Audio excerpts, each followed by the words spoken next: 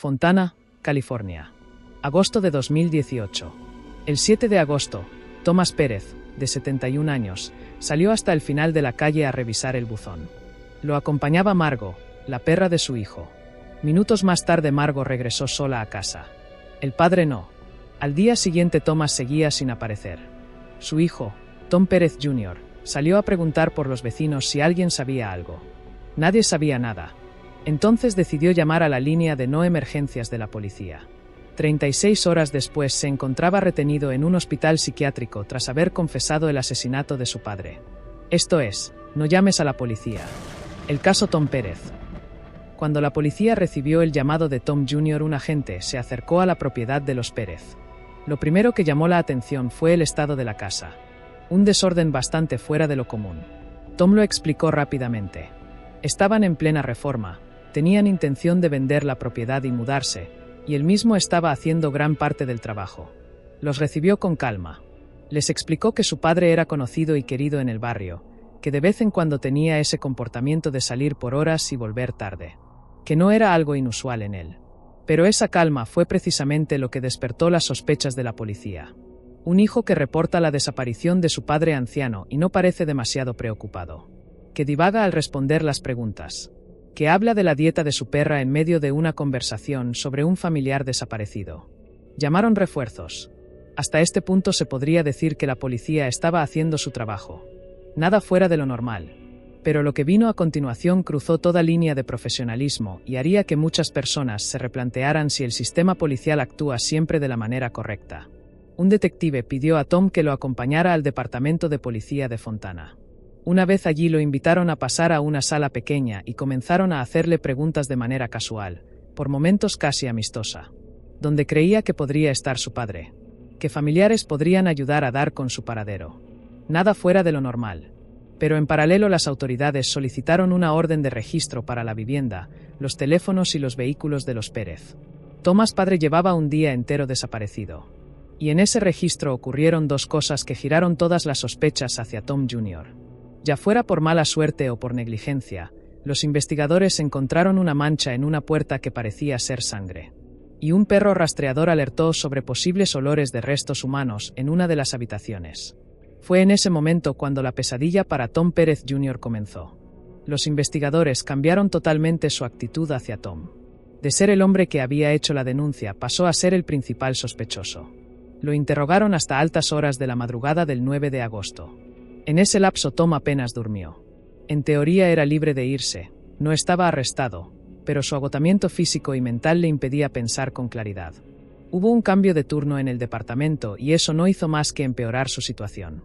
Los investigadores salientes le transmitieron a sus relevos una sola certeza. Tom era el responsable de la desaparición de su padre. Un acto de negligencia grave, porque los nuevos detectives partieron de esa base sin cuestionarla. Estos nuevos investigadores sacaron a Tom de la sala, lo llevaron a una cafetería y luego lo pasearon por la ciudad, por urbanizaciones en construcción, esperando que señalara el lugar donde había escondido el cuerpo de su padre. Tom no tenía nada que señalar. Entonces comenzaron las sugerencias. Que él le había hecho algo a su padre. Que su padre estaba muerto. Que él sabía dónde estaba el cuerpo. El sesgo de los investigadores ya no tenía freno. El cuerpo de Tom colapsó. Pidió asistencia médica. Se la denegaron. De vuelta en la sala de interrogatorios, los investigadores permitieron que Tom recibiera la visita de un amigo, Carl Peraza. Pero antes de que Peraza pudiera verlo, los detectives lo interceptaron en el pasillo. Le dijeron que Tom era responsable de la muerte de su padre. Que tenían pruebas abrumadoras. Sangre por toda la casa. Vídeos de Tom tirando ropa ensangrentada. El lugar donde había escondido el cuerpo. Que el arresto era inminente y que solo necesitaban que su amigo los ayudara a dar con la ubicación exacta. Lo que era una mancha en una puerta se había convertido, según los investigadores, en un baño de sangre. Peraza entró a ver a Tom convencido de que su amigo era un asesino. Le repitió todo lo que le habían dicho. Le preguntó qué había pasado.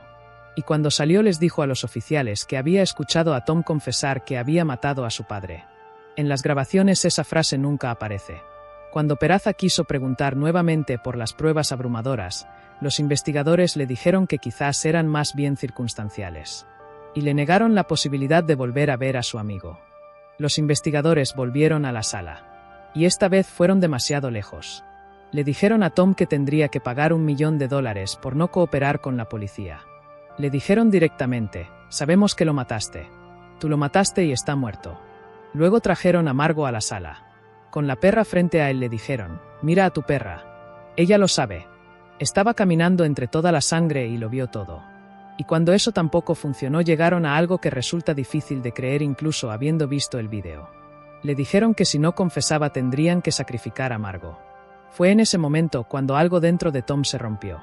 Comenzó a dañarse a sí mismo, a arañarse la cara, a tirarse del pelo, a intentar quitarse la ropa. Un hombre que llevaba días sin dormir, sin medicación, sin comer apenas, al que acababan de decirle que iban a matar a su perra. Como no obtenían la confesión que buscaban, comenzaron a pedirle que imaginara escenarios.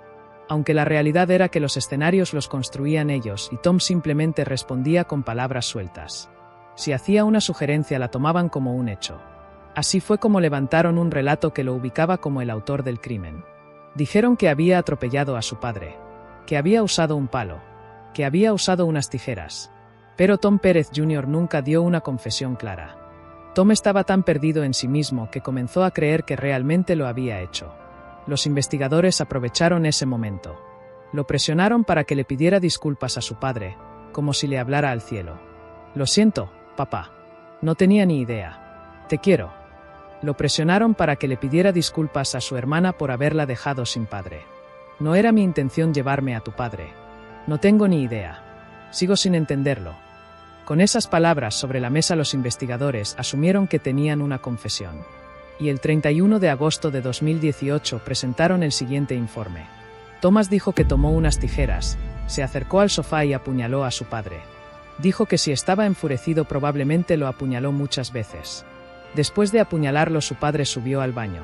Thomas lo oyó caerse, subió y lo encontró tirado en el suelo sin responder. Le dio varias bofetadas en la cara, pero no se despertaba.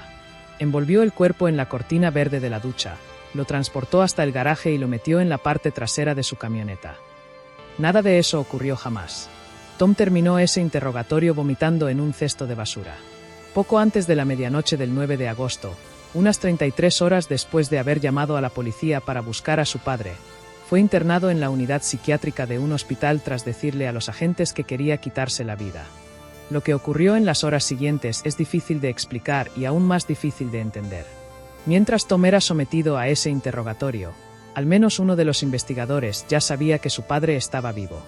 La hija de los Pérez se había comunicado con las autoridades esa misma tarde para avisar dónde estaba su padre. Thomas padre había pasado la noche en casa de un amigo y ese día tenía pensado viajar a visitar a su hija. La policía se presentó en el aeropuerto y lo encontró vivo y en perfecto estado. Y aquí surge una pregunta que no tiene una respuesta fácil. El investigador que supo la verdad, ¿por qué no detuvo el interrogatorio? Puedo entender que las autoridades cruzaron líneas que no se deben cruzar. Puedo entender que hubo factores y coincidencias que hicieron que las cosas tomaran ese rumbo. Pero si alguien conocía la verdad, ¿qué razón tenía para seguir estirando esa tortura? ¿Actuó con malicia? ¿Era la primera vez que lograba una confesión bajo presión y no quería soltarla? Creo que en ciertos sectores del servicio público existe un ego demasiado alto. Y ese ego es exactamente lo que hace que cosas como estas ocurran. Porque la historia no terminó con la aparición del padre. La policía seguía insistiendo en que Tom Jr. era culpable de algo. No sabían bien de qué, pero ya lo habían condenado. Consiguieron una orden para colocar un rastreador en su camioneta. Reconocer el error era, para ellos, una batalla perdida. Y mientras tanto Tom seguía internado, sin poder ver a su padre, con la idea implantada en su cabeza de que lo había matado. Cuando finalmente pudieron encontrarse, Tom rompió en llanto y le preguntó a su padre si lo que estaba viendo era real. A Margo la tuvo que ir a buscar a una perrera. La policía la había abandonado como si fuera un animal callejero. Llegó a casa con una herida y un ligamento roto. Era obvio que una demanda llegaría. Y así fue. Tom Pérez recibió $900,000 en concepto de compensación por lo que le hicieron. Pero cabe preguntarse si esa cifra compensa de alguna manera el daño real. Durante los años siguientes, Tom cayó en una depresión absoluta. Su mente quedó tan destruida que tenía miedo de contestar una llamada. Miedo de salir a recoger el correo. Por suerte su familia estuvo ahí para apoyarlo y con tratamiento logró salir de ese pozo. Hoy sigue adelante, rodeado de sus seres queridos. En cuanto a los investigadores, la justicia determinó que hubo algunas consecuencias, pero no trascendieron mayores detalles. Lo que sí se sabe es que uno de los detectives involucrados fue reconocido como empleado del año en 2019. Otros fueron ascendidos. Y el teniente que supervisó todo el operativo es hoy jefe de policía de Fontana, con 188 agentes bajo su mando. Margot murió en febrero de 2023. Tom llamó a la policía porque su padre había desaparecido. Era lo que cualquier persona hubiera hecho. Esto fue, no llames a la policía. El caso Tom Pérez.